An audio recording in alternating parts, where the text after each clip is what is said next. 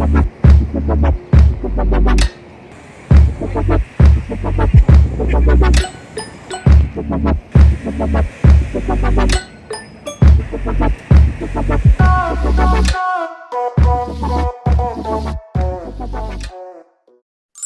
VG4C, so this is VG4C tutorial, and by the way, my name is admin team, as always at your service.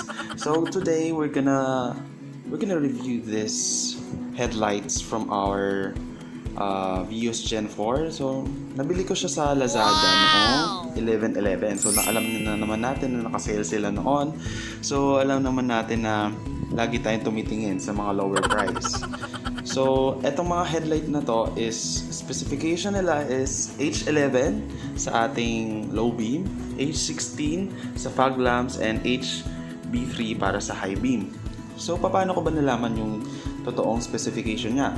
At the first place, kailangan as a driver or as a owner ng kotse, kailangan natin munang alamin kung ano talaga ang pinagmulan ng information. So, sa owner's manual ko yun nakita. So, at the first, parang nakakatamad siyang basahin, di ba? So, napakadami, napakakapal niya. So, kapag naintindihan mo naman siya so far, magigets mo siya. So, mas maganda siyang basahin kung iniintindi mo siya. Dapat tayong lahat dapat eto muna ang tinitignan natin bago ang lahat. So, parang hindi na rin maghang yung mga questions natin na nasa utak kasi nandito na lahat yung mga kasagutan natin sa mga questions. Like yung, paano ba magpalit ng headlight do it yourself? So, nandito sa owner's manual yon. So, pagkabakulat mo na ito, makikita mo, may pictorial index. So, dito natin mahanap yung do it yourself, this area. Ayan. Do it yourself. So, may hood, positioning of floor jack, engine, tires, tire inflation, wheels, air condition, fuses, and the last one is the light bulbs. So, today, yun nga, magpapalit tayo ng headlights natin. So, at the page 485. Ayan. So, ayan, light bulb siya. Ito yung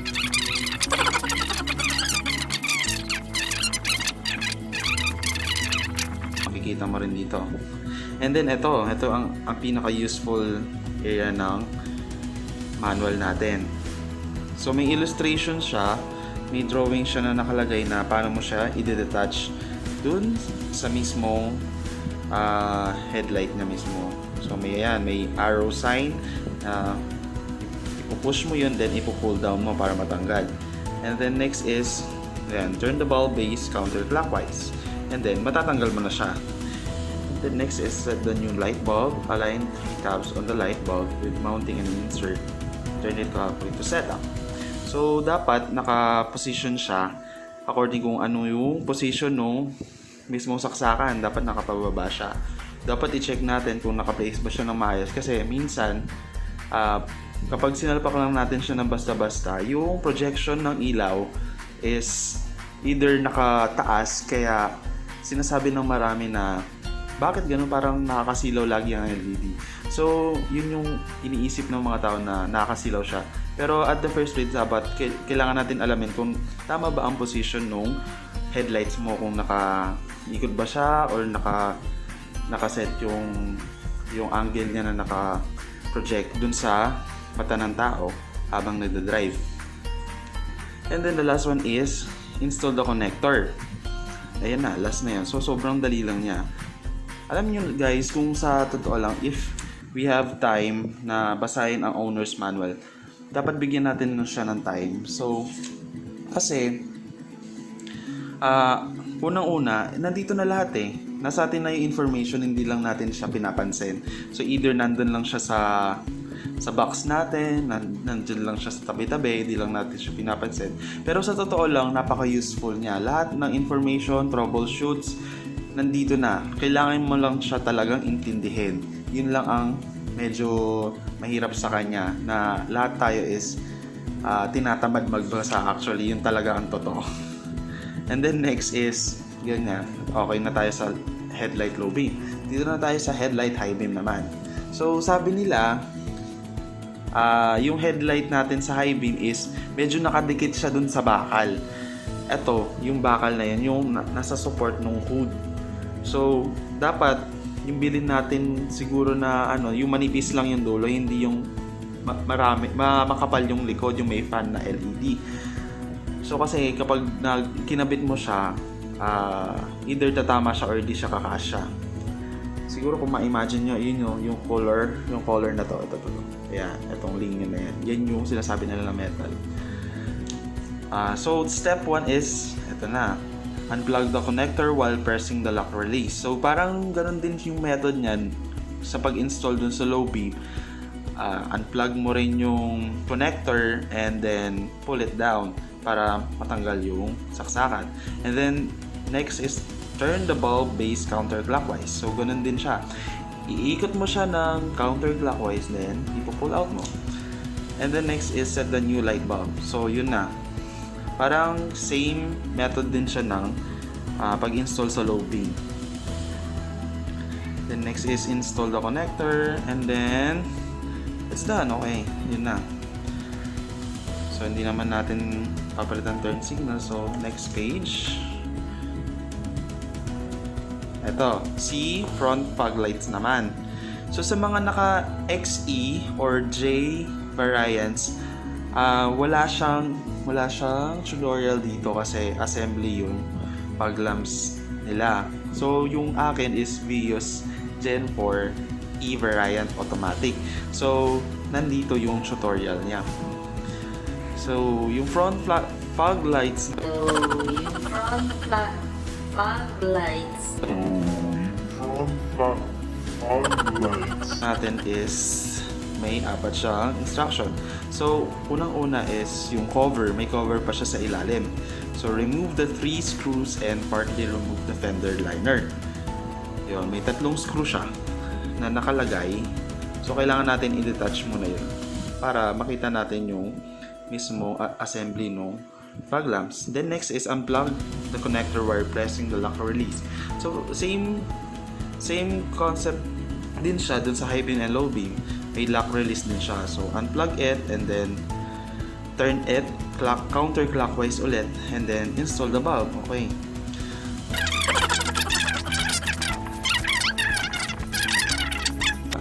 Okay guys, siguro ready na tayo for installation. So tara, samahan niyo ako. Install na natin itong mga headlights natin. Okay. So yun na guys, buksan na natin.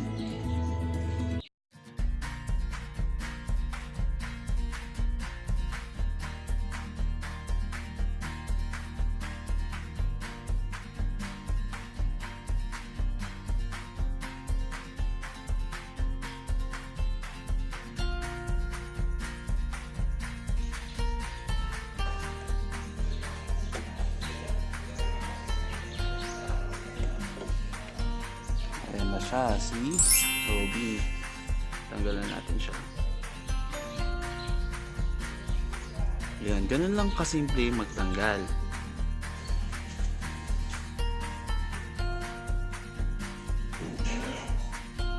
Ayan, so high beam pala ito, high beam. So ilagay mo natin siya.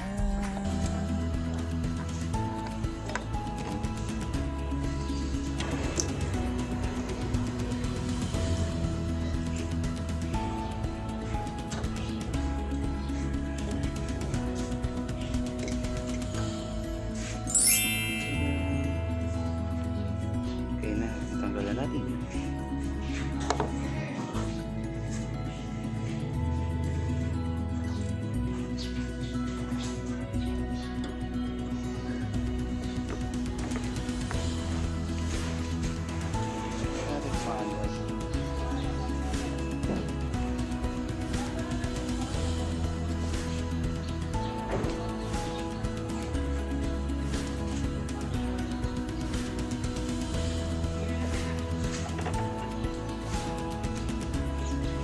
Lagyan na natin siya.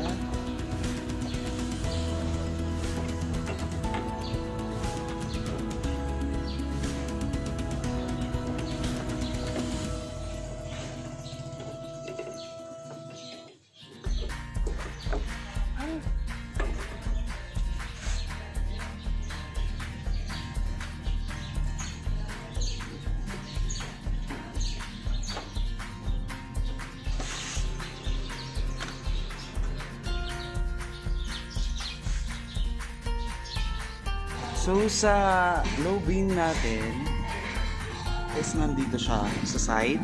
Dito sa side. Ayan. Okay, so natin.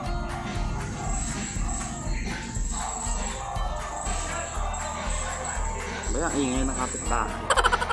Ayan siya. Ito. This one. Ayan, tanggal na siya. Counterclockwise.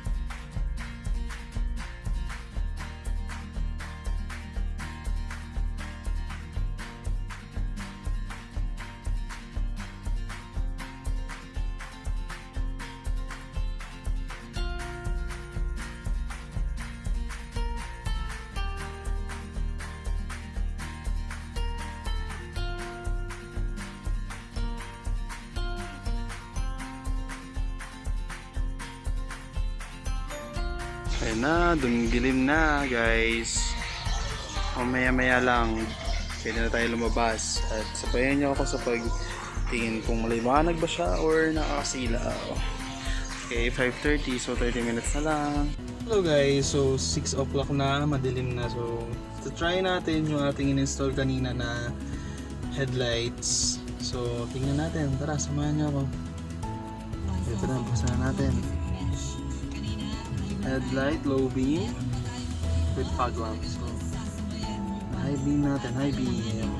High beam. Sobrang liwanag niya guys. Then yung ating headlight na low beam, saktong-sakto lang siya. Nasa, yung projection is nakababa naman. Hindi naman siya masyadong mataas, hindi rin siya masyadong mababa. So, yan ang dapat na projection ng ilaw natin. Parang yung sa stock na halogen lang siya. Ganyan yung projection niya. So, tara na. Try natin sa labas.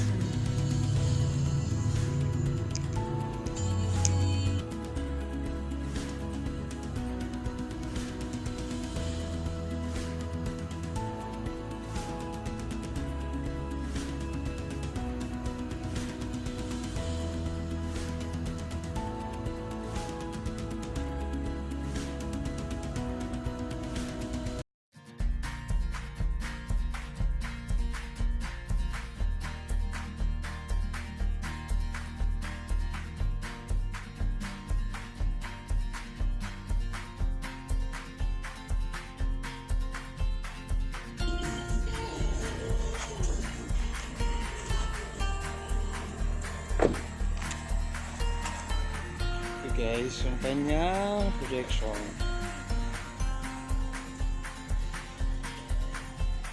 Super okay din. Ganda ng sunset. So, ayan o.